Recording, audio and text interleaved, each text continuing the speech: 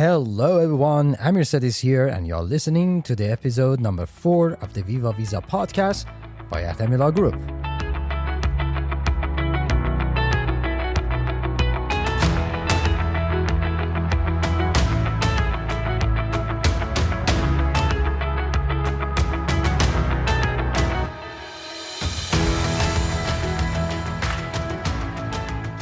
In this episode, Kusha Adhami, the founder of Athami Law Group, and I will cover and respond to the questions that some of you as our listeners emailed us and asked us to answer. Questions are mainly about the state court challenges, the petitioner's qualification, and the issues that may fail your case. So, please stay with us and thanks for listening. Let's begin.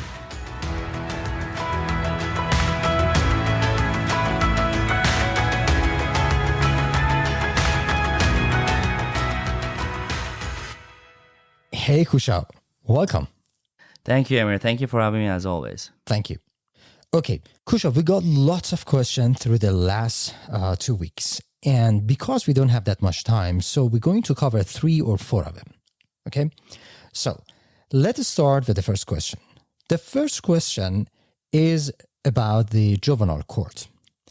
After completing the juvenile court, what is the next move and what do we need?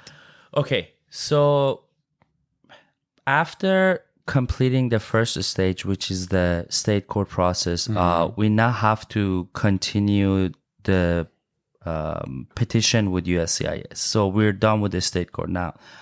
What we need to do is we need to file the Form I-360, Special Immigrant Juvenile Status petition with USCIS. And there are essential documents that is required to be filed with this form, but 2 of the most essential documents that needs to be filed are the predicate orders and the birth certificate of the minor child or the minors, if there's more than one. This will pretty much give the USCIS enough evidence to start processing the I-360. So it doesn't necessarily give the approval because sometimes they will be asking for more information when USCIS is not clear as to the documents that were submitted. Usually they issue a request for evidence, and in the request for evidence they ask for additional information to clarify the petition or the information that is needed. Sometimes there are issues with the birth certificate. Sometimes there are issues with the predicate order. Sometimes they want like a certified copy of the predicate orders or maybe better translation of birth certificates, passport, or any other document that is needed to be provided to USCIS. Okay, I have a question. You mentioned about birth certificate, right? Yes. If there is no birth certificate, or if the father name, the name of the father is not in the birth certificate, then what? Very good question. I've encountered this situation a lot. So, like I mentioned before, SIJS is something that needs to be done correctly at the stage 1. So, when client hires us for the first process, for the first stage at the state court level, and if the father's name is not on the birth certificate, usually the process needs to be it really varies, but if the petition takes place in a family law court, then the petition for custody and SIJS finding needs to be accompanied by petition to establish parentage. It means that the state court or family law court is required to establish on its findings who the father of the minor child is. Okay, so in the petition to establish paternity, you're asking the family law court to, based on the request of the petition, you're asking the court to make the findings regarding the father of the child. So when we have a situation like this, if the father's identity is known, then based on the declaration, the petitions that were submitted, and if there's enough evidence to show that that was the father of the child, when the court makes a finding, the court will also make the finding that so and so is the father of the minor child. And if USCIS questions the deficiency of the child's birth certificate, then the court's finding is sufficient enough for USCIS to rely on. So with our clients where the father's name is not on the birth certificate, then when we file the petition, we ask the court to make the findings of who the father is. So that way, it will not have any issues in the long term with the child's SIJS petition with USCIS, the I-360. Just one step backward, okay? If the state court result was good and we could go and move on to the USCIS, okay? Is that enough for a child to go to trip or doing anything because now we're good and it's all about the USCIS or no? I think I would have to say, like, depending on the factors, but generally the answer is no. Why?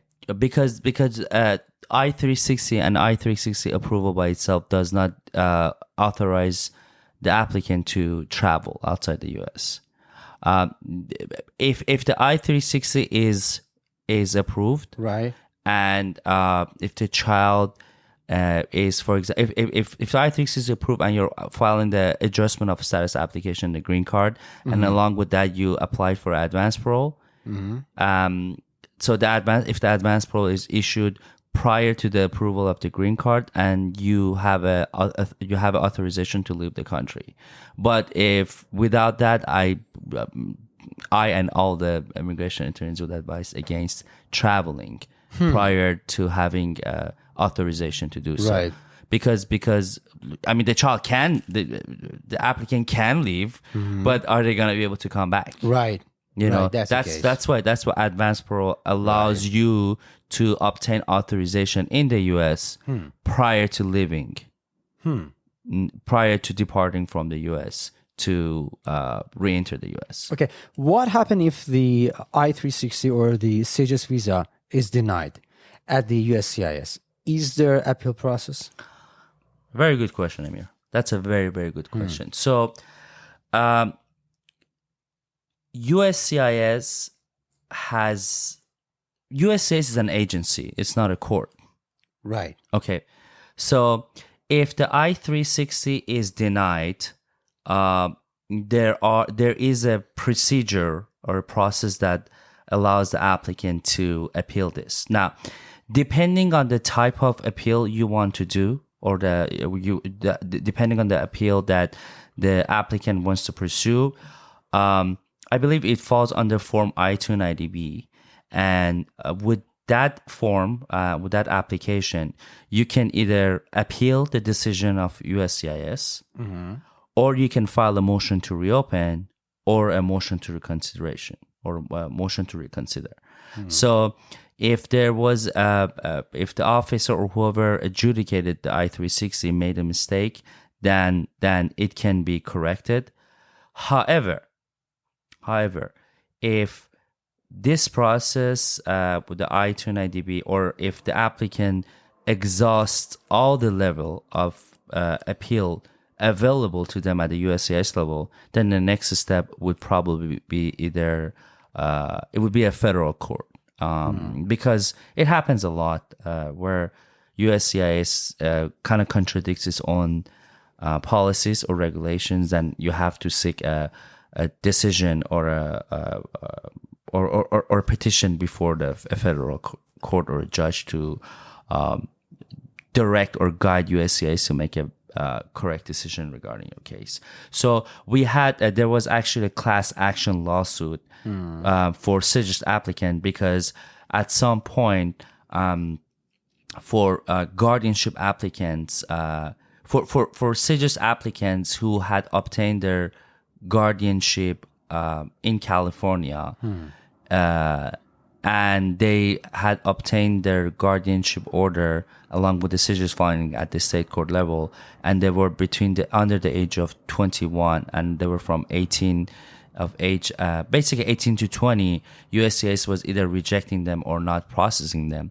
So there was a class action lawsuit, and the class action resolved this issue because USCIS was basically saying or indicating that since the children were over the age of 20, were over the age of 18, they could the guardianship court in California did not have jurisdiction. It's a very complex issue, but it's resolved now, so we're good. So this is exactly where the attorneys come to the picture, right? Yeah, it got very complicated, and but the class action is resolved, and it really the judges really sided with the SIJS applicants in this case.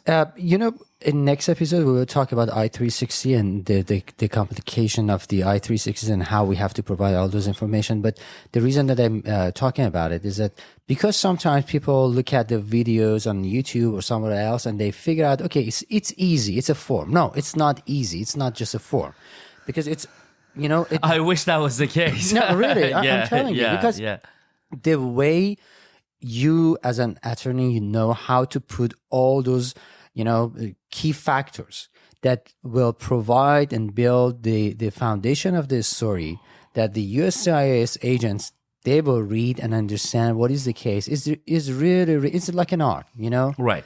And it's not just going through the videos, the virals, and the YouTube, that. It's not easy like that. That's why I'm trying to emphasize on that one, because of the listeners. If you want to go based on your judgment and your decision, it's okay. You can do that. But the result is absolutely different than when you talk with an attorney, especially for SIJS. You're not applying for the tourist visa.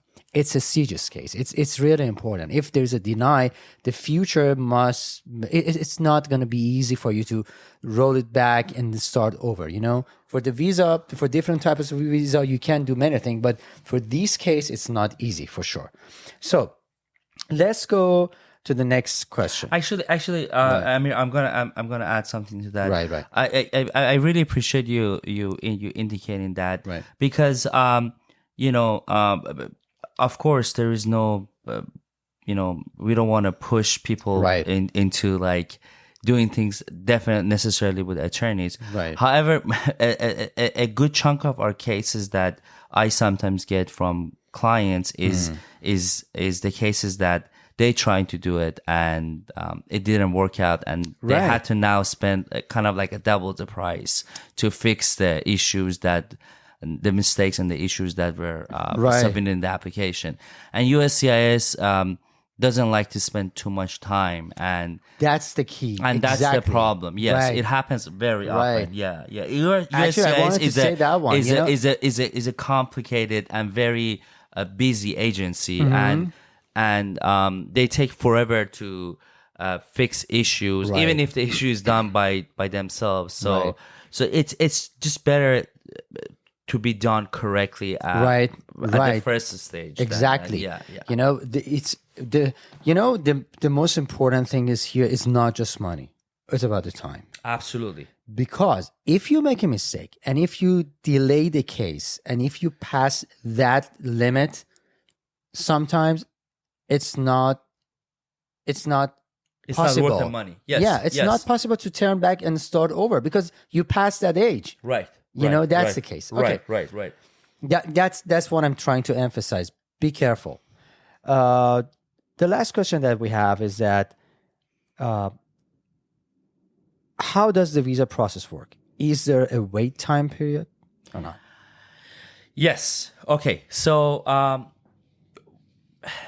as I mentioned previously, the I-360 by itself does not grant you a legal status. The I-360 is a visa that can be later on used for the child to apply for his or her green card. So the I-360 for SIJS, so once the I-360 is filed with USCIS usually takes about 6 months to adjudicate and approve the I-360. once the I-360 is approved, SIJS applicants are eligible to apply for their work authorization under C14 category, which is a pretty awesome thing because we didn't have that before. So now the SIJS applicants can obtain their work authorization and their social security before they can apply for their green card. Now, with I-360, the approved one? Yes. Once I-360 approved, yes, very interesting because before we didn't have that. This is relatively new. So they can apply for their parents as well? No. We have to talk about it later. Yes, that's definitely. I'm going to go write it down for sure. Yes. So SIJS is only for the minor. The work authorization is only for the minor. And to kind of like provide a little bit of a background, when a SIJS applicant receive his or her green card, right, and even if they become a citizen, they can never petition any of the parents. SIJS is only for the minor. That's something to consider. But we'll talk more about that. Oh, yeah, sure, definitely. Yes. Okay, so once I-360 is approved, depending, once I-360 approved, you receive a priority date. And in order to check your priority date, you need to visit the Visa Bulletin website where you can check the status of whether your priority date is current or not. The priority date falls under EB4, and this is where it gets a little complicated. So if the child, because the priority date varies based on the ethnicity and the nationality of the child. So if the child is a national of El Salvador, Guatemala, or Honduras, then it takes longer for the priority date to become current, because there are more applicants that are from these countries. Yes. There's a high number of these unaccompanied minors that came to the U.S. Limited available visa. Yeah, now the limit is if so you're looking at somewhere around like 3 years. Once the I-360. 3 years. Yes, they have to wait 3 years to apply for their green card. If they are from Mexico, now it's a little less, so it's usually like 2 years that they have to wait. And I don't know when our listeners are gonna listen to our podcast, but these dates that I'm telling you guys is as of September of 2022. Right. Okay. If they are from any other country, their priority date should be current once the I-360 is approved, they can apply for their green card. Okay, for example, if someone from Armenia, from Iran, from Afghanistan, from Ukraine, right. So once the I-360 is approved, then they can apply for their green card. If they're not, if they're not in removal proceedings, or if they're not any other issues. You mean from I-360 approval to the moment they receive the green card? Sometimes it takes 2 years or 3 years, right? Okay. Let me just rephrase. Right. Okay. So if the child is not subject to the Visa Bulletin, okay, and this usually happens if they're from Mexico, El Salvador, Guatemala, and Honduras, because there's a high number of the applicants, then once the I-360 is approved, they can apply for their green card, or they can apply for SIJS and the green card concurrently. So they don't not necessarily have to wait. So it depends. It depends where they're from. It depends if there are any other immigration factors. If there is, so there's not you can't just apply right away. It's a very fact base. And it doesn't matter if they pass 21 years old in that case, in that area. No, I think what you're saying is incorrect. Okay. What I would like to emphasize is that if you're asking if the I-360 has been approved before they were 21, and now they're like 23 years old and priority date is current, now they can apply for their green card. So once the I-360 is approved, and if they age out, you're good. Okay. Right. Exactly. That's the question. The age out provision does not apply once I-360 is up. I am going to re-emphasize this again. I-360 must be filed before 21. 21. There is no way around it. Yes. Got it. Yes. And we have to consider the time period of the state court, the 5 or 3-5 month, and then the process. So we have to consider about 6 or 7 months at least to make sure we're good enough to get to the I-360. Right. Yeah. Okay. Okay. So the next question. Okay, this the last question actually. What can delay the I-360 approval? Okay, good question, Amir. So once I-360 is filed, USCIS can issue various different requests for evidence or RFPs regarding the SIJS application. So situations that we've encountered at our office is that, for example, if there has been any inconsistency of the statements made by the SIJS applicants on different applications, and now USCIS is taking into consideration. Like, for example, if the child has submitted an asylum application to USCIS, right, indicating that he's here living with his mom and dad, etc. Now, 6 months, 7 months later, or a year later, they have submitted the I-360 applications indicating that, I was abandoned and neglected by my father and having been living with my father since I was like 5 years old or whatever. Then this can create a credibility issues.